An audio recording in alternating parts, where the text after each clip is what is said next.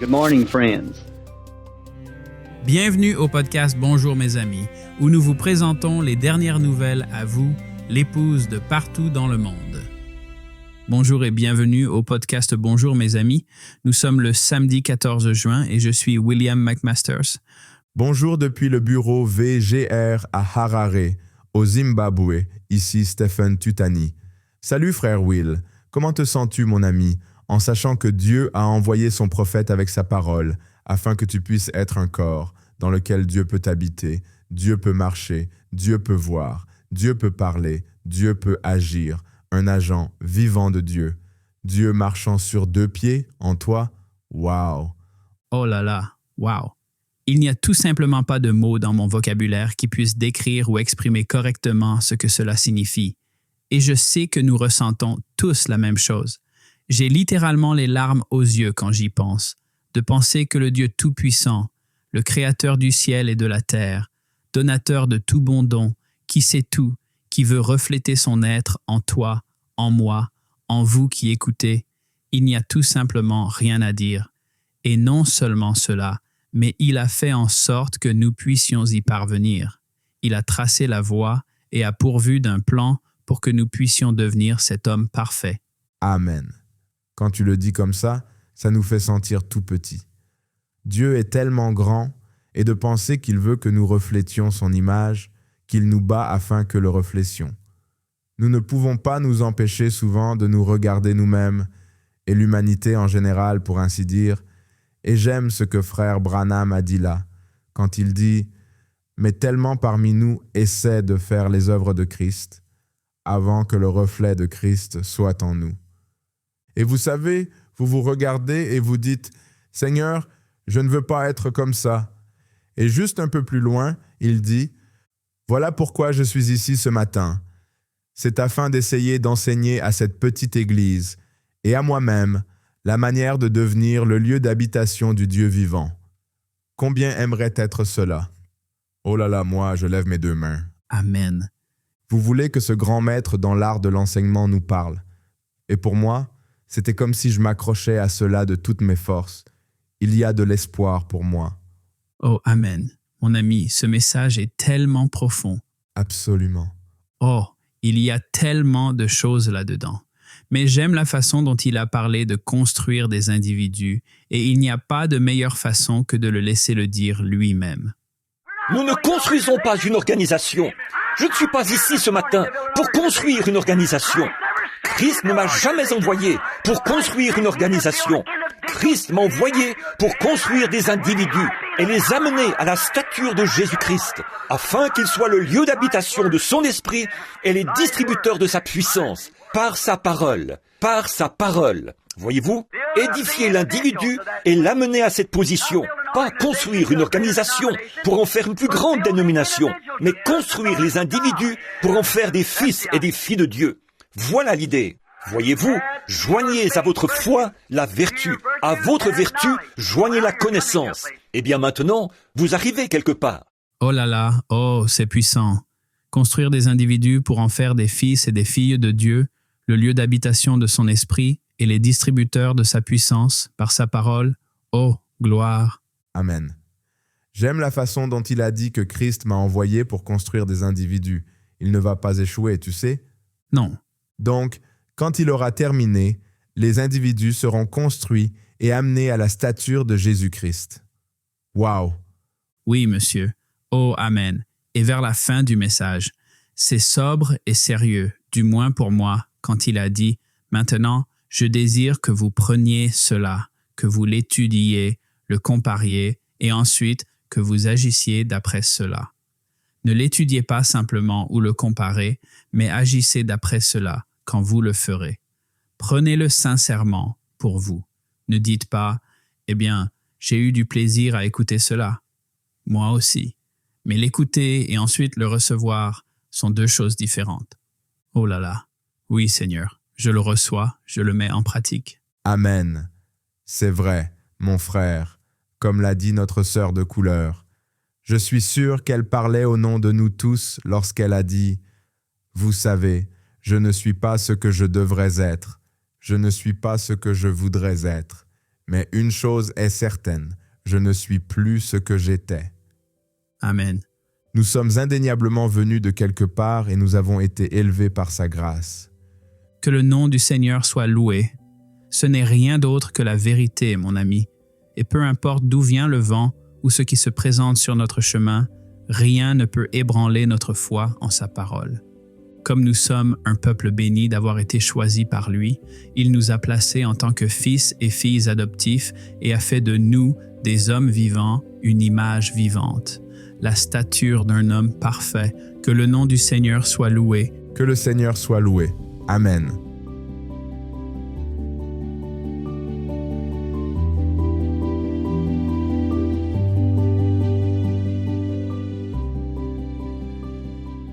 Aujourd'hui, Frère Moussa McCarthy nous fait un rapport encourageant depuis la Sierra Leone.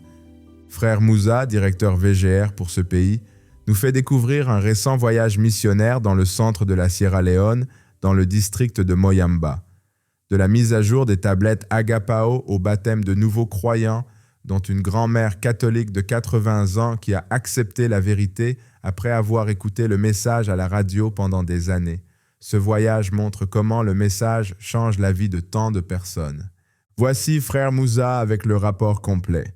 Bonjour Saints de Dieu, je vous salue tous, au nom de notre Seigneur et Sauveur Jésus-Christ.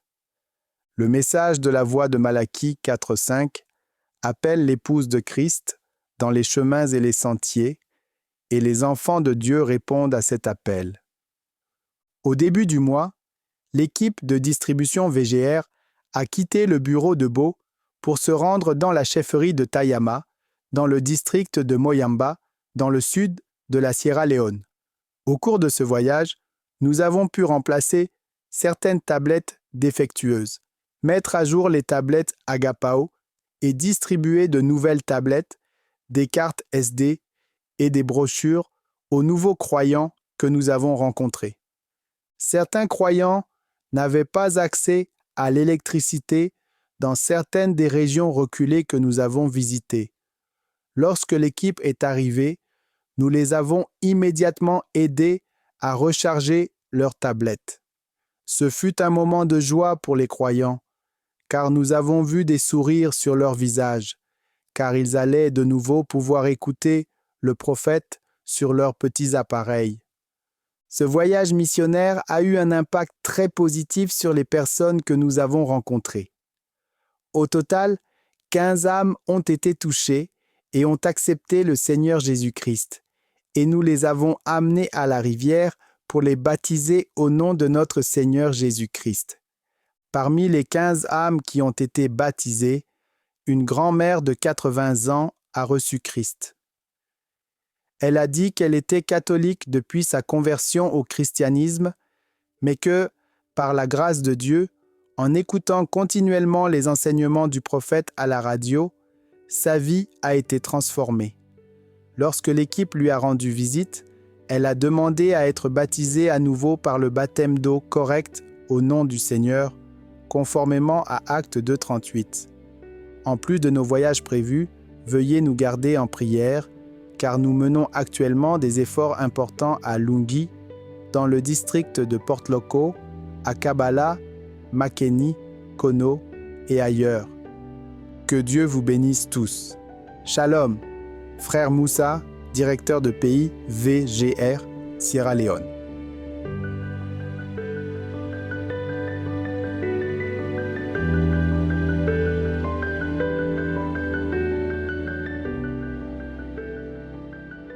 Avec plus de 100 traducteurs différents travaillant à traduire le message dans de nombreuses langues différentes, c'est un travail à temps plein pour une équipe de frères qui doivent faire face à la charge de travail.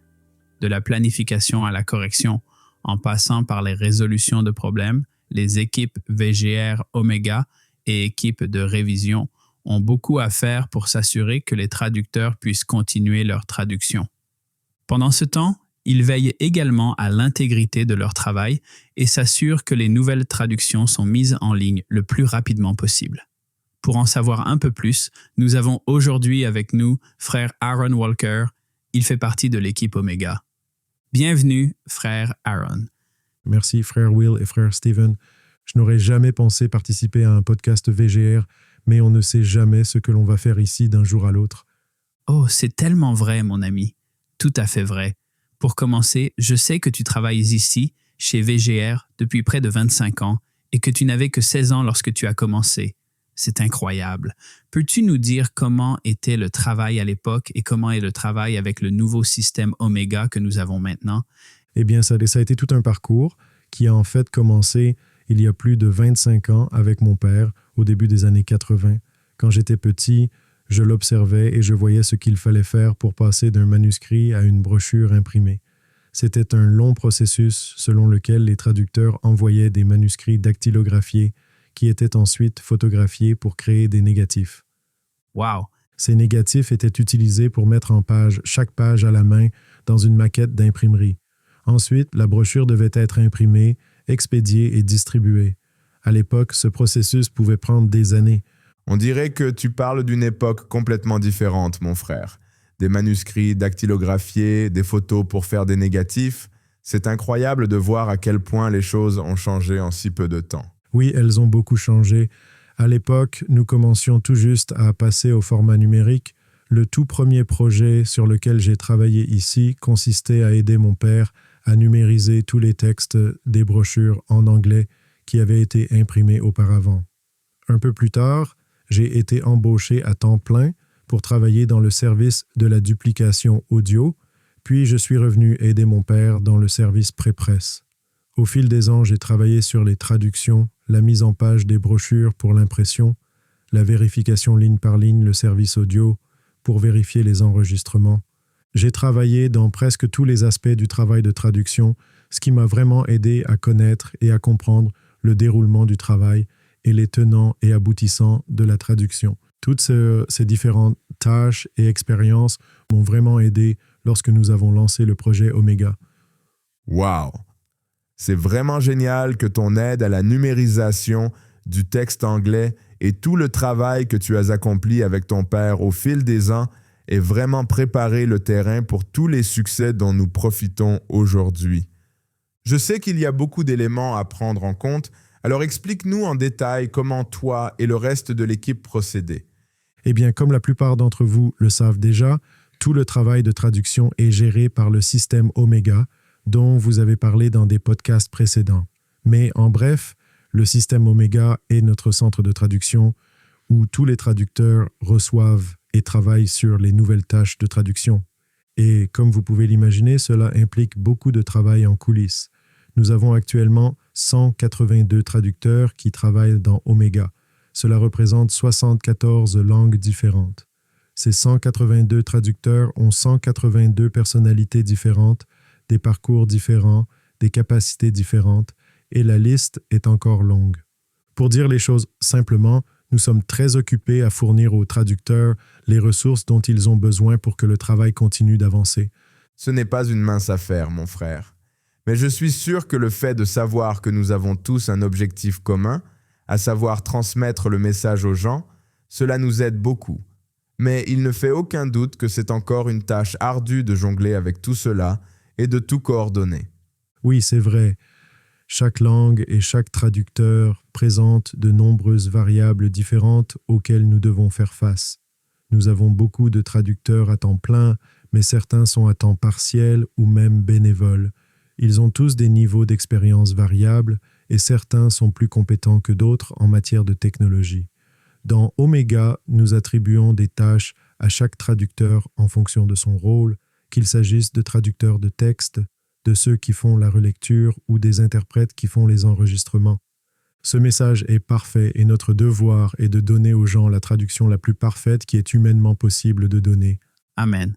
Et pour ce faire, nous fournissons les meilleurs outils possibles à tous nos traducteurs afin de les aider à atteindre cet objectif. Amen. Eh bien, le Seigneur nous a fourni le meilleur, à savoir le système Omega.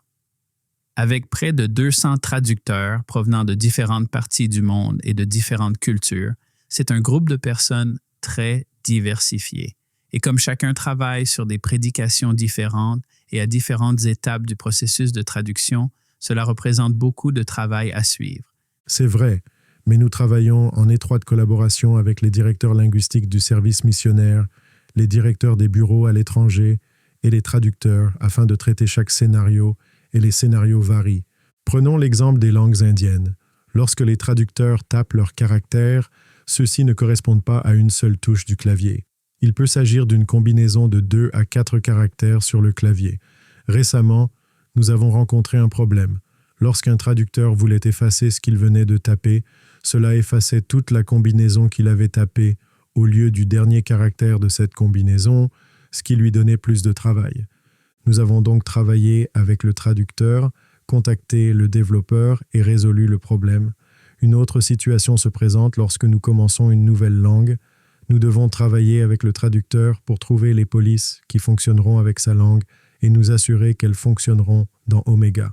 Parfois, ces langues s'écrivent de droite à gauche plutôt que de gauche à droite, ce qui pose un tout autre problème. Nous devons trouver des solutions à ces situations.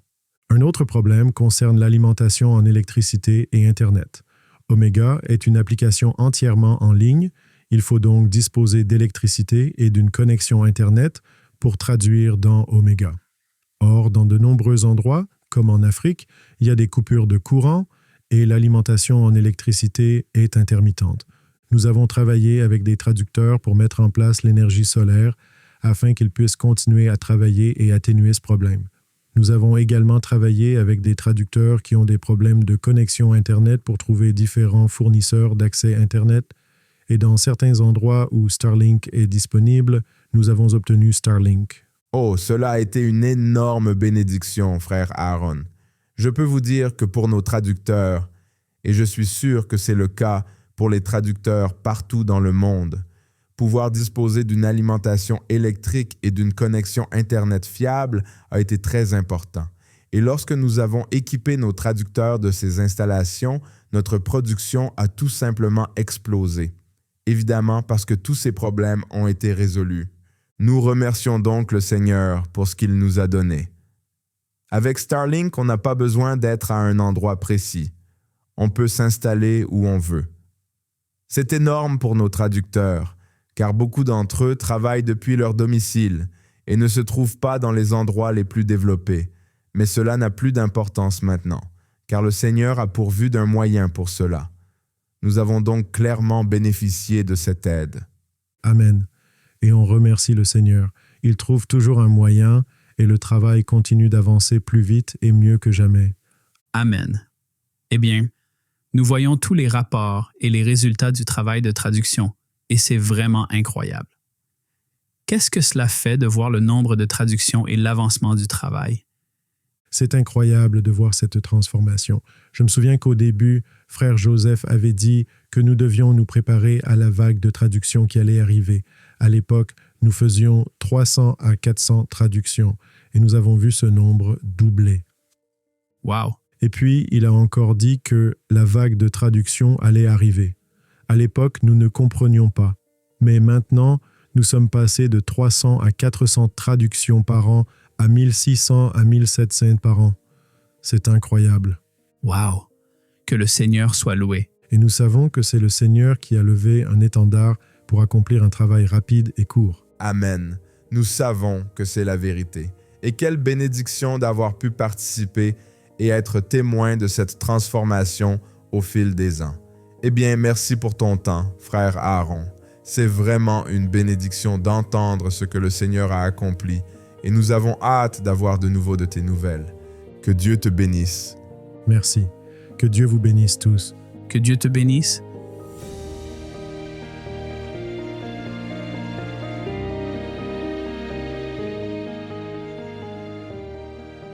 Nous avons reçu un autre merveilleux témoignage, cette fois-ci de la RDC, qui s'est produit il y a environ 1 an, mais qui reste une bénédiction pour l'épouse aujourd'hui. Il se lit comme suit. « Salutations chrétiennes, mes bien-aimés du Seigneur. Je vous écris depuis le bassin du Congo, dans l'est du Kasaï, où j'écoutais la voix du prophète messager avec les frères et sœurs de l'Assemblée. Aujourd'hui, j'ai obtenu la réponse à tous mes problèmes. Pendant 3 semaines, j'avais demandé à Dieu une double guérison, la guérison de l'âme et la guérison du corps. Cela m'a vraiment encouragé Après avoir lu la lettre, les aigles se rassemblent. Mon père a également lu la lettre pour notre prière familiale, puis elle a été lue à nouveau pour l'assemblée le dimanche matin avant que nous écoutions la bande, les événements rendus clairs par la prophétie. J'ai été particulièrement frappé par ce paragraphe de la lettre qui m'est revenu à l'esprit pendant l'écoute de la bande. Il dit « Peu importe ce dont nous avons besoin, Dieu nous le donnera si nous pouvons simplement croire et nous croyons. Nous sommes son épouse fidèle, cela se produira. La colonne de feu sera présente, peu importe où nous sommes rassemblés, et elle donnera à chacun de nous ce dont nous avons besoin, quelle que soit la chose. C'est ainsi dit le Seigneur. » Peu après que frère Branham a commencé le discernement, j'ai prié et j'ai dit au Seigneur, « Je n'ai que 2 désirs, le baptême du Saint-Esprit et la guérison de mon œil, pas de mes yeux, mais de mon œil, Seigneur. » À ma grande surprise, la première personne, lorsque le discernement a commencé, était une femme qui avait besoin du Saint-Esprit. Oh, quelle joie a envahi mon cœur! J'attendais cela depuis très longtemps. J'étais tellement rempli de foi que je l'ai reçu. Mais dans mon cœur, quelque chose me disait que ce n'était pas encore fini. Cela a continué jusqu'à ce que j'entende ceci plus tard dans le message. Ne vous inquiétez pas au sujet de cet œil. Dieu guérit les malades et les affligés. Oh, les larmes coulaient sur mes joues, et je ne peux m'empêcher de pleurer, même maintenant, quand j'y repense. En effet, cette situation dure depuis 14 ans maintenant. J'avais 7 ans quand cela a commencé. La vision de mon œil droit était très mauvaise et floue, et je ne supportais pas la lumière. Les médecins m'ont dit que j'avais un œil fendu et que ma pupille s'était rétrécie. Il y a 2 ans, je suis allé voir le meilleur ophtalmologue de ma région. Il m'a dit que j'avais de petites choses dans l'œil et qu'il ne prendrait pas le risque de m'opérer. J'ai beaucoup souffert et j'ai pensé que je finirais peut-être avec un seul œil. C'est du passé, c'est fini. Je suis comme notre père Abraham, je suis comme John Ryan qui croyait en des choses qui n'existaient pas comme si elles existaient. Je me sens obligé de témoigner. Alléluia, Jésus-Christ est mien. Christ est Hébreux 13:8. En écoutant les bandes, je témoigne qu'une âme désespérée a reçu le salut. Que Dieu vous bénisse tous. Votre frère de la RDC.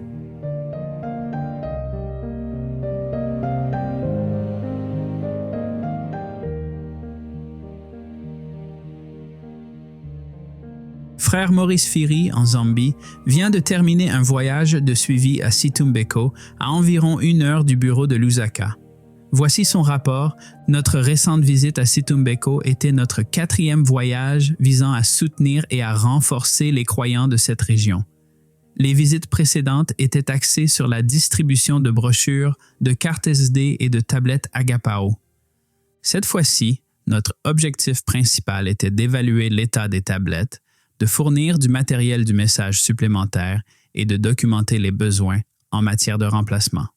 Depuis la distribution initiale en 2019, nous avons remplacé les tablettes défectueuses et en avons remplacé certaines si nécessaire. Au cours de cette visite, nous avons passé un moment de louange très enrichissant. Avant notre arrivée, les croyants avaient déjà commencé à chanter, créant une atmosphère chaleureuse et accueillante qui nous a permis de nous joindre à eux sans difficulté.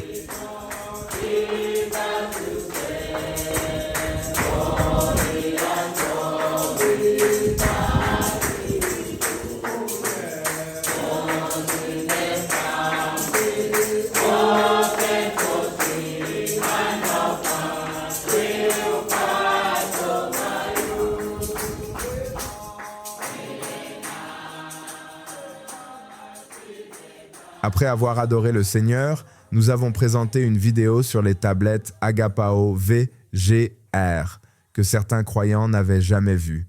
Ensuite, nous avons procédé à un examen des tablettes actuellement utilisées par les croyants, ce qui était le but principal de notre visite.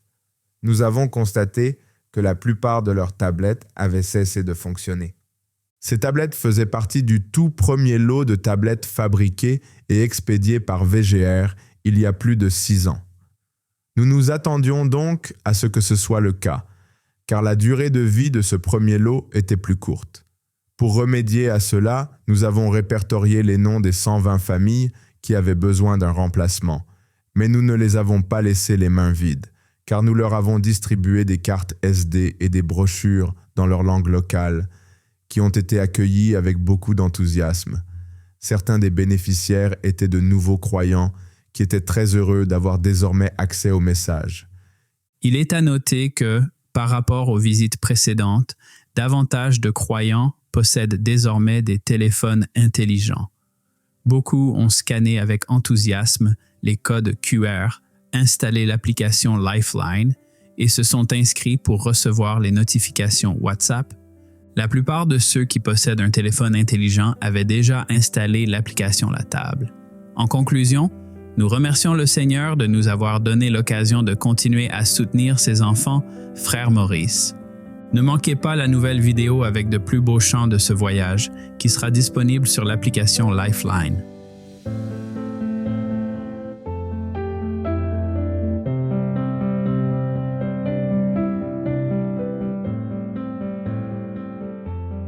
Et enfin, ce témoignage du Venezuela va vraiment vous réjouir. Il dit « Que Dieu vous bénisse. Je voulais raconter un témoignage dont j'ai été témoin au début du mois avec ma mère. Ma mère souffrait d'un terrible mal de tête pendant la nuit et la douleur, la tension et les nausées augmentaient tellement que son teint pâlissait et qu'un peu de bave coulait de sa bouche. La douleur était insupportable. Je lui ai donné le tissu de prière et j'ai commencé à prier silencieusement pour elle. À un moment donné, elle s'est mise à se plaindre encore plus de la douleur et soudain j'ai eu l'idée d'aller rapidement chercher sur mon cellulaire une prière où frère Branham priait pour une femme qui souffrait de maux de tête. 3 options sont apparues et je me suis senti poussé à choisir le message Jéhovah Jireh numéro 2. Je me suis immédiatement rendu auprès de ma mère, j'ai placé le cellulaire près de sa tête et j'ai appuyé sur lecture pour écouter la voix à ce moment précis. La dame qui est juste là, contre votre bras, souffre de maux de tête. C'est parti, là, n'est-ce pas? Voyez, c'est votre foi qui a agi. C'est tout ce que vous avez à faire. Seulement croire. À ce moment-là, après que le prophète a prononcé ces mots, ma mère a ouvert les yeux et m'a dit « C'est parti ». Et je lui ai demandé « Quand ?» Elle a répondu « Quand le prophète a dit que c'était parti ». Oh, mes frères et sœurs, elle était guérie. Le mal de tête avait disparu comme si rien ne s'était passé, dès que ces mots avaient été prononcés. Que le Seigneur soit loué. Et le prophète a conclu en disant ceci. Seigneur Jésus, ils sont à toi. Reçois-les dans ton royaume et guéris chacun, Seigneur. Et ces mouchoirs, au nom du Seigneur Jésus-Christ, accorde-le, Seigneur. Satan a perdu son emprise. Que la puissance du Dieu Tout-Puissant guérisse chacun. Exactement, ma mère avait aussi le tissu de prière. Nous voyons simplement à quel point Dieu est parfait, à quel point sa voix est vivante, et que tout est résolu lorsque nous appuyons sur lecture. Que Dieu vous bénisse, et nous sommes reconnaissants pour l'excellent travail accompli afin de rendre chaque traduction, chaque message accessible à l'épouse. Shalom, une sœur de Valence au Venezuela. Oh, que le Seigneur soit loué. Amen. Il n'y a tout simplement pas de fin à ces témoignages à propos des bandes, mon ami. Non, monsieur. Eh bien, le prophète a dit que des centaines de personnes sont sauvées et guéries grâce à ces bandes diffusées partout dans le monde. Et je suis tellement heureux d'être témoin de l'accomplissement de cette prophétie. Moi aussi. Eh bien, c'est l'endroit idéal pour conclure l'épisode d'aujourd'hui. N'oubliez pas de consulter les mises à jour au cours de la semaine sur branham.org, nos chaînes WhatsApp et notre application Lifeline. De plus, les quiz Young Foundations pour le mois de juin ont été mis en ligne. Et comme toujours, merci beaucoup de vous être joints à nous aujourd'hui. Si Dieu le veut, nous avons hâte de vous retrouver la semaine prochaine. D'ici là, que Dieu vous bénisse et shalom. Shalom.